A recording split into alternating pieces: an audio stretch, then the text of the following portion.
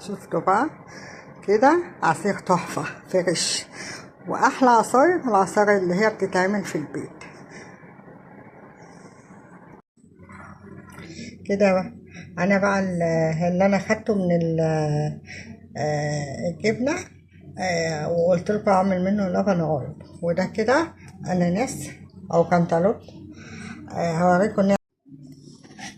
صب بقى واحد لبن غرب هنا، ده للحموضة، ده يتشرب بعد الأكل، تحفة، أحلى من لبن الرايب بتاع بره بكتير.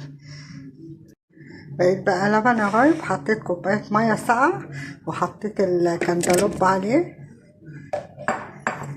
وأحط عليه عسل نحل. لو عايزة انت تحطي سكر حطي، نحط شوية عسل نحل كده عشان يبقى طبيعي ومغذي.